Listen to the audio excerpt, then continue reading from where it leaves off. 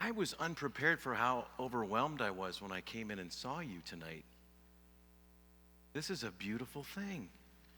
Rich Mullins sang, "If I were a painter, I do not know which I'd paint, the calling of the ancient stars or the assembling of the saints." When I first heard that, I thought, that's a stupid line, Paint the stars, Van Gogh, just stay. But as I've gotten older, I've thought, oh, he's right. The assembling of the saints is the most beautiful thing on the earth. This gathering, this gathering, it's not just any gathering of the saints. This is a salty group. This group, deep in the kingdom. And you've come from far and wide. It's just so fun to be on campus today and meeting people from so many different states, people I don't know, but we're all in the same family, right? We're friends, and we're gathered together as the body of Christ. So, okay, I got to get it together, just looking at you. So, September 20th, 1997 was a day for me that will forever live in infamy. I was in Dallas, Texas, and I was there to perform a wedding. And I was in the hotel room literally tying my tie when the phone rang. Remember when we had phones in hotels? That's what we used. And I picked it up. I thought, why is my phone ringing in this hotel? Who knows I'm here? And I picked it up and I said, hello. And they said, hey, Jim, have you heard the news? And I said, what news? They said, Rich Mullins died in a car accident last night. And I first couldn't believe it. Are you sure? Because no. And then we talked it through. I got off the phone, talked to some other people.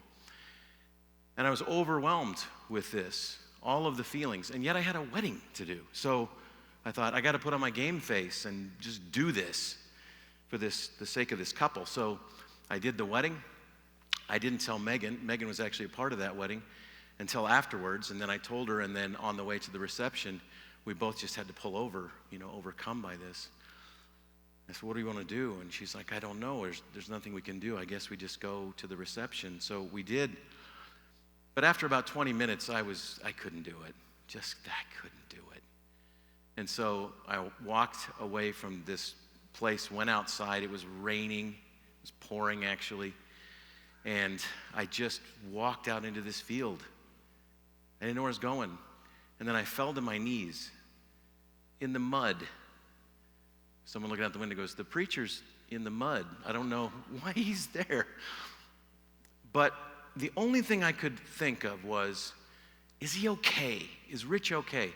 When someone that we love passes, that's the question, is, were they in pain? Did they suffer? Are they okay? And so I'm screaming out, top of my lungs, to no one, saying, are you okay? And then I heard this whisper in the wind, this voice that said, I'm okay. Don't worry about me. I'm more than okay. And I don't know if it was Rich's voice. Sounded like him. I don't know if it's the Holy Spirit, an angel. I don't know what it was. All I know is that it gave me great courage and strength. And I was able to at least move on for a time. But then 6 months later, our daughter Madeline, who wasn't supposed to live real long, but she went past the age of 2. She had a rare chromosomal disorder, and she died. And that's not right. Parents don't bury their kids. And I was overcome with that, as was Megan.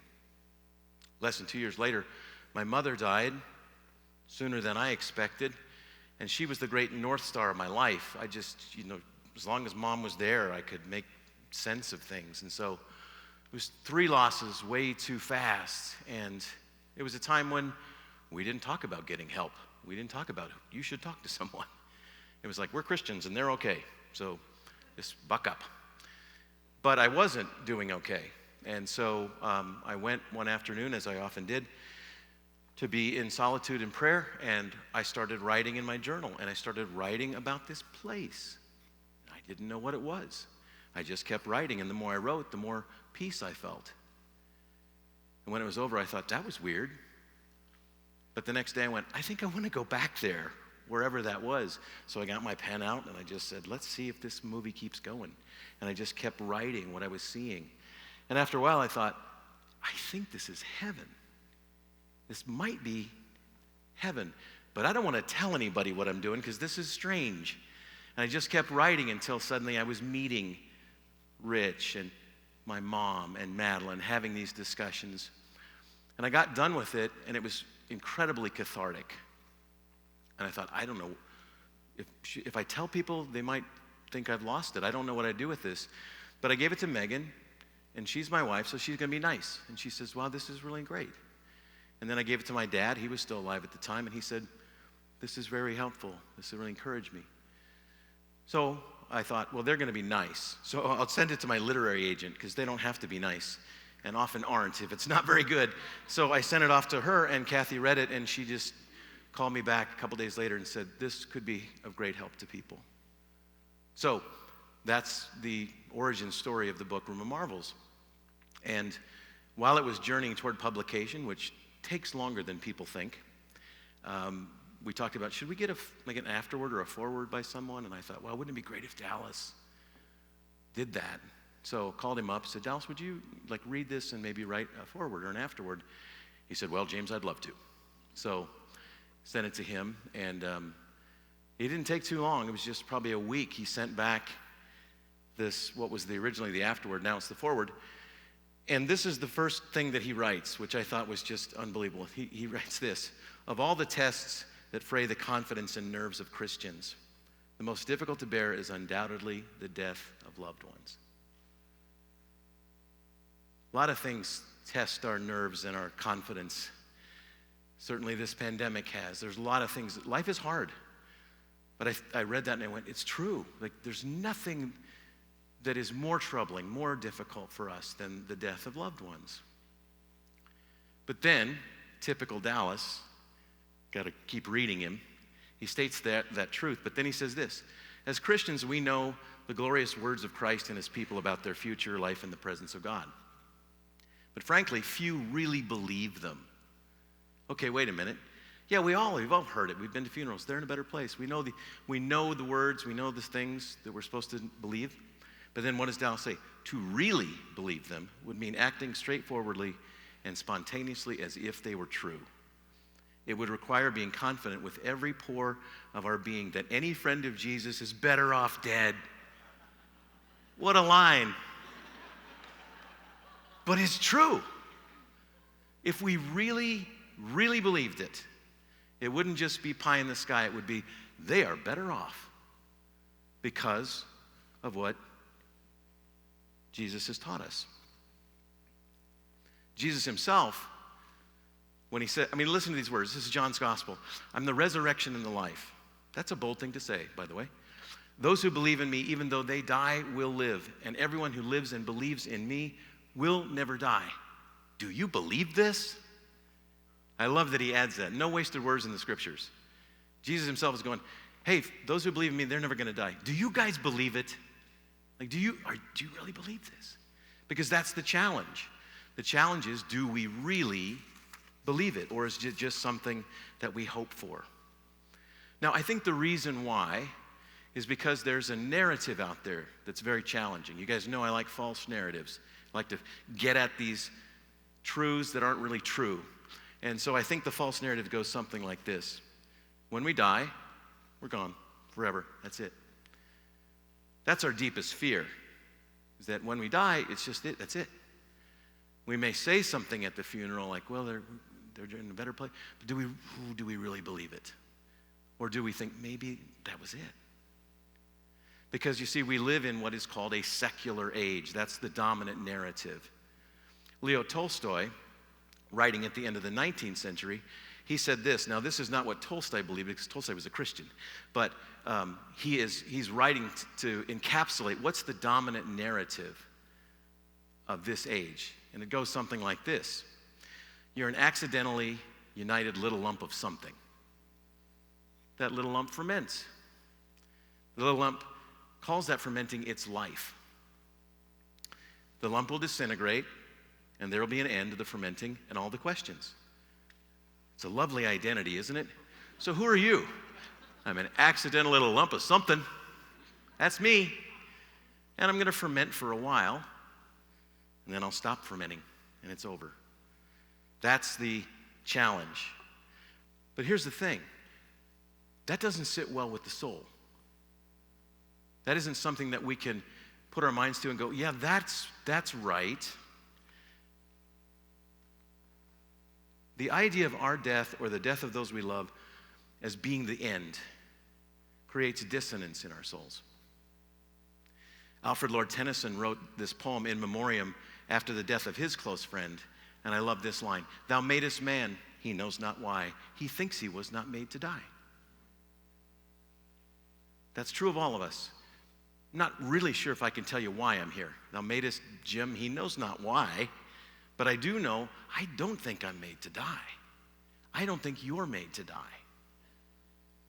Because that's not something that sits in my soul or in yours. Because maybe it's not true.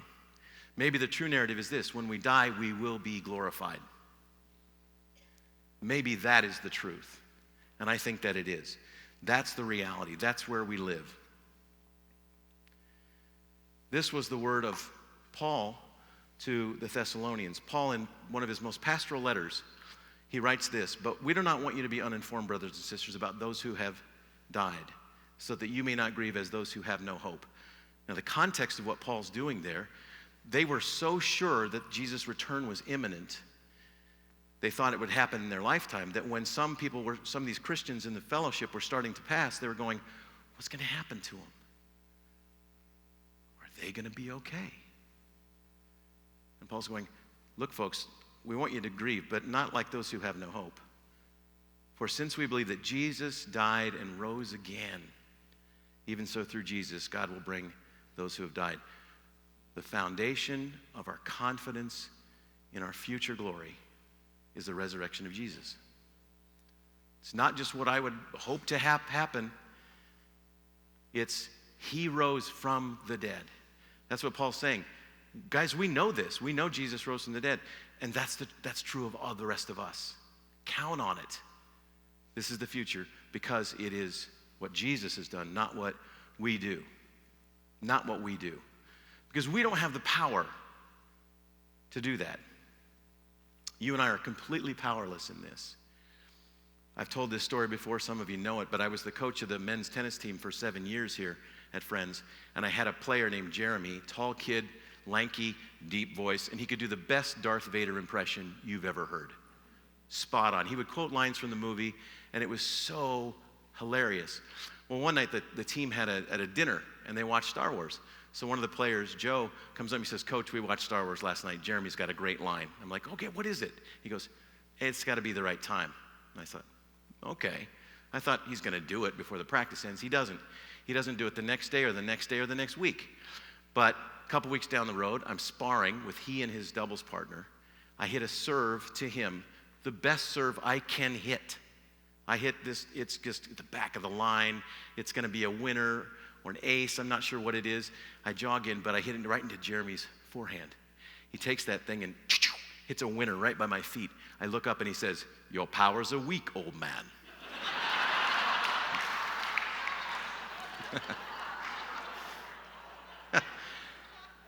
And the whole team was howling, laughing. They were waiting for that line. But, as I'm on the court looking up at this guy just laughing at that, I had this epiphany. My powers are weak. Your powers are weak. Paul said that. But God's powers make perfect in our weakness. So the promise of resurrection isn't something I have in me, but Jesus does. And because he rose from the dead, that's the confidence that I have and you have. When you look at Jesus and how he viewed death, you notice that Jesus had what Dallas called a startling disregard for it. He just sort of was, he'd come upon some situation, this person's died, they're mourning. He'd be, okay, let's just fix that. Let's just do something about that. He's on the cross. And he looks at the thief and says, "Yeah, today you're going to be with me in paradise." It was just this startling disregard. Because he's the second member of the Trinity, the maker of the universe, the ruler and sustainer of the universe. All things came to being through him, by him, and for him. So when he's the one who says, if you're with me, you're never going to die, I want to trust that. I want his view of reality. And that's what he offers to us. There's a song by the group Penny and Sparrow called Smitten. And in the song, it's a song, so it's fictional. But in the song, Death, the Grim Reaper, comes up to the manger and is peering into the manger and then foresees the empty tomb. And then I love this line. When you're old enough to speak, you will undo me. Isn't that good? There's the baby in the manger. When he's old enough to speak, I'm done. Death is over. That's the promise that we have as believers. That's where you and I are living. Scott McKnight, who will be speaking at this conference and doing workshops, Scott McKnight has a book called The Heaven Promise. It's excellent. But he makes these 5 points, and I think it's really profound. First, God is making the promise. This isn't any promise from anyone who just you want to trust in. This is God who makes the promise. What's the promise? God's promise is heaven. God makes this promise to us and for us. And God has entered into a covenant. It's a binding covenant God has made. God is sticking his neck out, if you will, on this issue of our future glory. This promise. And we're just asked to trust it. That's it. That's what we're called to do, is just to have confidence that this is what's happening. Now, I love the logic of what Scott says, but when I want to put that together with something that Dallas said in The Divine Conspiracy. I'm so fortunate because I have a class, an undergraduate class, where we read The Divine Conspiracy every fall, so I get to read that thing again and again. But this one I came across the other day. I love this, what he says. Those who love or are loved by God are not allowed to cease to exist because they're God's treasures. I like that. See, Scott's saying, hey, this is God's promise. This is God's covenant. But Dallas is going, why? Why would God want us to not cease to exist? Because we're his treasures. God will preserve every one of his treasured friends in their wholeness of their personal existence precisely because he treasures them in that form. Why are you going to continue to exist? Because you're God's treasure. God chose you before the foundation of the world. He knit you together in your mother's womb. You're fearfully and wonderfully made. You are the apple of God's eye. You're God's treasure. And God knows you in the form that you are in. And he likes it. You may not. Could have done different with the nose. Could have given Jim some better hair. But God knows us in this form. And isn't that how you feel about those? Because some people are like, will I recognize people in heaven? You'll recognize them. They recognized Jesus, not right away. Sometimes they had to break bread with him or hear him say something. But they recognized him. And he was in a body. You'll be in a body. Jesus had a physical body. They could touch it, his body. He ate fish on the beach. He also walked through a wall. That was weird. But it's a different kind of body, but it's a body, right? We're going to know each other. We're going to see each other, and we're going to be able to embrace. And that's the promise. Because God treasures you in the form that you're in, and he's never going to let that go. Because that's who you are in God's eyes. Peter Marshall has what I think is the best analogy for death. He says it's like a child who falls asleep in one room and wakes up in another. Isn't that great? I mean, most of us have had that experience. When you're a little kid, you're in front of the television, you fall asleep, you're maybe in your PJs, maybe you're not. But then you wake up the next day and I go, hey, how did I get here? And in these clothes. That's a great analogy, isn't it? Because early Christians would talk about those who are asleep in Christ. That's what death is. We just wake up and we go, this is, wow. And I remember Dallas once said, I think it's going to be a little while until I realize that I'm in heaven. It's probably going to take me a bit, when that waking up into this other sphere of existence. So I went to do what was one of the hardest things I had to do, and this was May 13th, 2018. That was the day that I got the news that Dallas had died. I was teaching at the Renovar Institute in Atlanta with Gary Moon, and we got this news, and it was devastating, and we made plans. What are we going to do, trying to get back? And so I got back to Wichita, and then I called Becky, Dallas's daughter. I said, hey, I'd like to come to the funeral if that's okay. And she goes, absolutely, Jim. And then Jane, Dallas's wife, got on the phone. They said, we'd actually like it if you would be a pallbearer. I said, I'd be very honored. You know, this guy carried me in my life. I'm honored to carry him. So I went to the funeral, and I'm sitting with John Ortberg and Keith Matthews and other friends, and we're just reminiscing about Dallas. But the grief was overwhelming me because the casket was just 20 feet away, and I couldn't get my mind around it, you know, that he was gone. And I'm reading the bulletin that they had for this funeral, and there's this quote from Dietrich Bonhoeffer, and it's a long quote, but it blew my mind then. It's never stopped blowing my mind. I want to share it with you. This is Bonhoeffer, and he's writing, it's from letters and papers in prisons, and it was just months before Bonhoeffer himself would die. But he writes, there's nothing that can replace the absence of someone dear to us. One should not even attempt to do so. One must simply hold out and endure it. At first that sounds very hard, but at the same time, it's also a great comfort. For to the extent the emptiness truly remains unfilled, one remains connected to the other person through it. Do you see what he's saying? Because we right away, we want to pray away the pain. We want to pray away the grief. Just take this away. I don't want to bear this. Bonhoeffer's saying, don't pray that. That pain is the way you stay connected with the person. It's wrong to say that God fills the emptiness. God in no way fills it, but much more leaves it precisely unfilled, and thus helps us preserve, even in pain, the authentic relationship. Oh, wow. That's how we preserve the relationship. Furthermore, the more beautiful and full the remembrances, the more difficult the separation. Isn't that true? Those people that we're really close to and we have a lot of memories with, the more we have of those, the harder it is. Bonhoeffer's not done. But gratitude transforms the torment of memory into silent joy. Gratitude transforms the torment of memory into silent joy. The more beautiful those memories, the more painful they are. But, if we can, with gratitude, remember, keep that alive, it takes that and turns it into silent joy. How beautiful is that? One bears what was lovely in the past, not as a thorn, but as a precious gift deep within, a hidden treasure of which one can always be certain. What an insight. How often do we just want it to end, the grief, the sense of loss? Bonhoeffer's going, don't pray for that.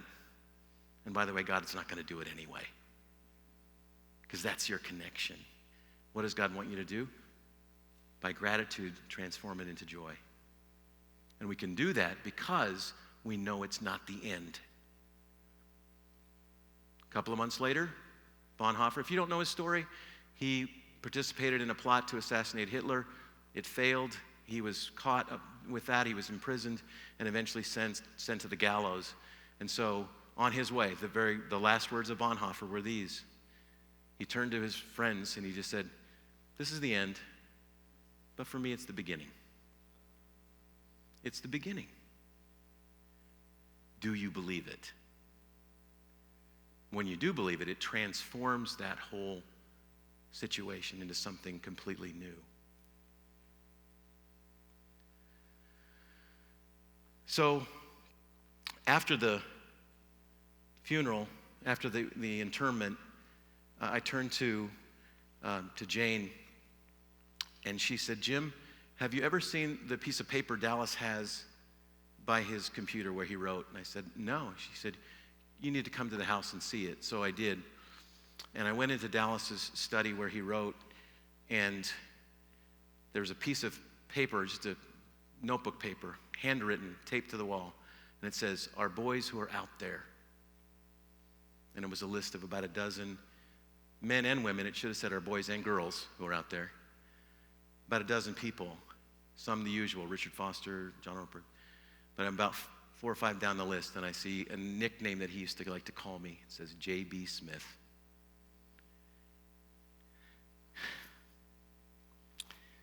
And I just lost it, to think that this brother was glancing up at that wall and thinking of his investment in people and how that was continuing on the work. And thinking, he had graduated to glory, but the things that we do in this life matter. So I left the Willard home, and I wasn't flying home until the next day, and I had a rental car. And I'm in Southern California, so I went to Malibu. I just thought, I'm just going to drive there. It's about 20 minutes away. And I sat on this pier in Malibu, and I thought I had the Bonhoeffer quote in front of me. And so I thought, you know what? I'm going to do it, because Bonhoeffer's smarter than me. And he said, if you can just have gratitude, you can transform it into joy. And I sat there on that pier, misty-eyed, while I thought about Rich and how amazing it was to be his friend. How in 1995, he was right here at this piano at baccalaureate. It was amazing. He graduated. He was 40. It took him a while. He really extended college. But, and I was preaching at baccalaureate on this stage, and he was there playing, and he was so happy that he finally finished. And I thought about his incredible ability to give gifts. He was the best gift giver. One Christmas, I was pretty excited. Megan and I talked. I thought, he loves Vivaldi. I got him this CD of Vivaldi. He got me Ken Burns' baseball series, 9 volumes. And he bought us all these gifts. And so I just went, here's a CD. Merry Christmas. He didn't care. He was like, this CD's awesome. I thought of his laugh and all the things that he did. I thought about the time that I came home one afternoon, and he was on the front porch swing, and he was writing a song. And he goes, hey, I just started writing a song. You want to hear it? He started playing it, and I went, that's great. He goes, I could also use some coffee. I said, that's great. I can do that. So I went and made a pot of coffee. I came back, and he goes, you want to hear the song? I said, it's done? He said, yeah, it's done. And he played the song Brother's Keeper, which is one of my favorites of all of his songs. He wrote it in 10 minutes. Who does that? I was just laughing on this pier in Malibu thinking about that. I thought about Madeline and how she could look into my soul. She could just, and how she transformed so many people's lives. At her funeral, hundreds of people came. I thought about the impact. She's the greatest teacher I ever had. I thought about my mom. My mom was this incredibly vivacious, this woman full of joy and energy. She was brilliant. She was a life master in bridge, which is the highest level. Some people know what that means. She would go to these tournaments. And anybody remember Omar Sharif, Dr. Zhivago? He was not a great bridge player, my mom said. But he would come play with my mom. She'd be like, yeah, I was at this tournament, and Omar asked to play with me. Oh, that happened. I was going through all these memories, and then I thought of Dallas. Oh my gosh, all the memories, that deep baritone voice, how he would sing hymns every morning. He just did it. How he was so funny. So his humor, his sense of humor is this dry humor. One time we were teaching a class, sharing an apartment together, and after class was over, when we come home, he would take off his suit and he would put on Bermuda shorts, but he would leave the wingtips on. Quite a look. And he'd be in his t-shirt, Bermuda shorts and wingtips. And we were watching television, this was an old house, and it had remember when we used to change the channel with that? So we were watching some nature thing, animals are eating each other, and then he goes, let's change the channel. I said, let's do. So he goes up and he changed the channel, and it's the Spanish channel. And they're salsa dancing. And Dallas turns to me, and he starts dancing. He just, in the wingtips. And the memory just got to me. And I stayed there for like 2 hours. I thought, I'm just going to do what Bonhoeffer said. I'm going to transform all of these things into joy. And he was right. It absolutely did it. It changed. That's why Paul says, we're going to grieve, but we grieve with hope. We grieve in a different way. The last thought I had was what Dallas, nobody was better at defining terms, and he defined hope not as wishful thinking. Dallas's definition of hope was certainty in a good future. Certainty. We know this is going to happen. Because of the resurrection of Jesus, this is what we know. And suddenly, in an instant, I could see them all. I could see them all ruling and reigning in heaven, and cheering us on like Carolyn's song, that they were there going, we're okay. We're more than okay. And this is the reality. This is where we live now. A couple of years after I finished Room of Marvels, I got this magazine. I had never seen it. It was a tribute magazine. Contemporary Christian Music, CCM magazine, did this tribute to Rich. And I'm thumbing through, and I see this picture. And it's Rich on these stone steps. I'd never seen this picture. There's a little girl dancing back behind him. And I lost it. I went, that's what I was writing about. And I couldn't remember, did I see that picture and then write that scene, or did that scene happen? And I just went back and forth, and I couldn't get my mind around it. That the thing that people ask me most about Room of Marvels is, I've asked hundreds of times, hey, was that real? And I say, yes and no. I mean, that didn't happen just like that, but there's so much that's real and true in the story. So many things that are absolutely, I have come to believe more and more since I first wrote the book. I believe that our lives matter. I believe that the better question than what's in your wallet is who's in your room? Who's in your room? Who did you get a chance to invest in? Who are your boys and girls that are out there? Who's going to look back and be in your Room of Marvels and say, thank you. You touched me in this way. Because what we do has eternal echoes. What we do in this life matters. And that is absolutely real. Absolutely real. So, Emily, look at this quote. She can't see it because it's blocked. It's one of Emily's favorite novels and mine. Hannah Coulter, a novel by Wendell Berry, is the story of a woman who's at the end of her life and she's looking back.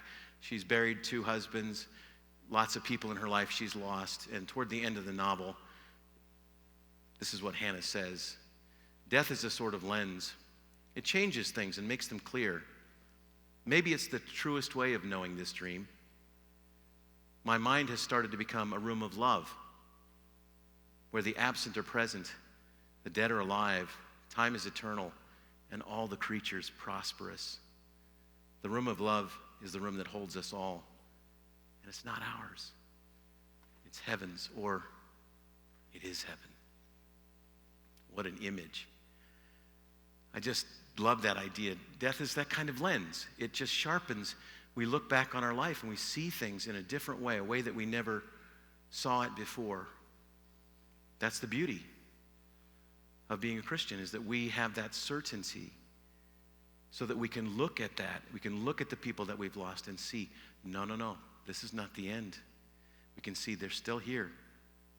Time is eternal. All of these creatures are prosperous. John O'Donohue, Celtic writer, said this, for your soul, death's a homecoming. Naturally, the soul will feel the sadness and withdrawal from the visible world. Ultimately, however, physical death must also be an adventure for the soul. What an idea, that your soul knows better. There must be excitement for the soul at the edge of such transformation. And this is my favorite part of this quote. And joy in bringing the bright essence of a life's harvest into eternity. Isn't that what it is? The harvest of your life doesn't ever go away. And we bring it into this new space. Those people that you have lost. And I know people in this room, and you've lost people, as have I. And it's painful. And we don't ever stop. Like, it doesn't never end. But boy, those lives mattered. And you can think about the harvest of that life stepping into eternity. I love O'Donohue's way of seeing that. I was thinking this past week that when I was first becoming friends with Rich, he was a student here on this campus. I was pretty sure he was a homeless guy. We almost called security when I first met him. But but he started coming to our house and hanging out, and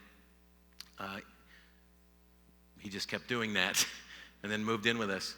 But a couple of months into the friendship, and I got to be honest, I really, beyond awesome God, I didn't know his music. And so I just said, hey, what's your favorite song you ever wrote? And he said, oh, Elijah. Didn't miss a beat. And I went, I'll have to listen to that. He goes, you should. So the next day I listened to the song Elijah. It's a song about his death. So when he came home that night, I went, you're weird. Your favorite song you've ever written is a song about your death. And he said, yeah, Jim, because I ain't going to die. I'm going to step into glory. And that's why that song is my favorite song. So, gosh, 4 or 5 days ago, I'm at the dog park, because that's what I do with my life now, with my 2 dogs. I'm at the dog park, and I just can't get this out of my mind about Elijah. And then I think, Carolyn's coming. Carolyn Aarons is going to be here this week. Carolyn toured with Rich, and in fact, I first met Carolyn because Rich was like, you need to have Carolyn Aarons come to Friends, and I did. And so we've known each other 25 whatever years. And so I just called Carolyn. I was like, hey, could you sing Elijah this week? Which you shouldn't do to a musician. Like, just, and she wisely said, give me a day. And I said, you got it, and it's okay to say no. And then she sent me an email back and said, I'll do it. So ladies and gentlemen, we end this part. Michael Cusick's going to come up and we're going to dialogue, but we end this part of it with Carolyn Aarons singing Rich Mullen's favorite song about his death, Elijah. Let's give a welcome to Carolyn, who's back.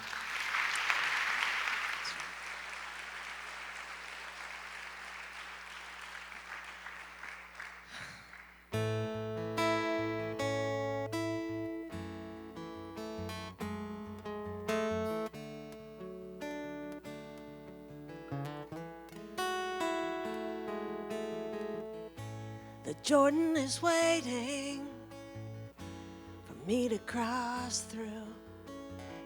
My heart is aging, I can tell.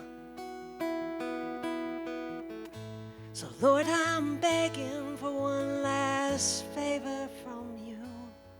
Here's my heart, take it where you will.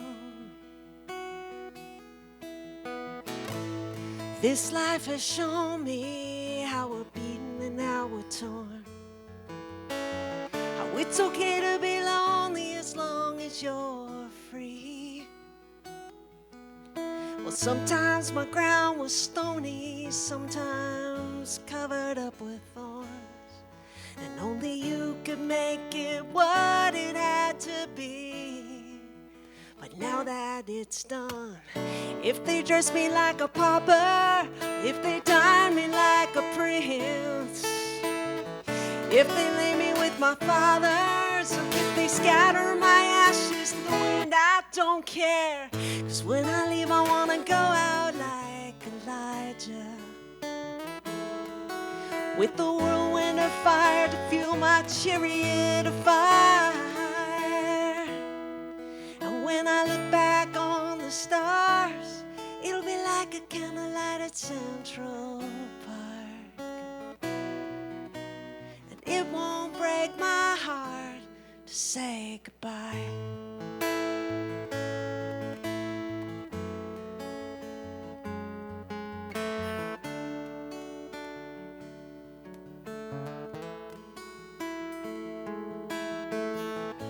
There's people been friendly, but they never be your friend. Sometimes this has bent me to the ground. But now that this is all ending, I wanna hear some music once again. 'Cause it's the finest thing that I have ever found. But the Jordan is calling, though I ain't never seen the other side. They say you can't take in the things you have here. So on the road to salvation, I stick out my thumb and he gives me a ride. And his music is already falling on my ear. Well, there's people been talking, say they're worried about my soul. I'm here to tell you I'll keep rocking till I'm sure that it's my time to roll. And when I do, when I leave, I'm gonna go out like Elijah, with the whirlwind to fuel my chariot of fire. And when I look back on the stars, it'll be like a candlelight at Central Park. And it won't break my heart. When I leave, I wanna go out like Elijah, with a whirlwind to fuel my chariot of fire. When I look back on the stars, it'll be like a candlelight at Central Park. And it won't break my heart to say goodbye.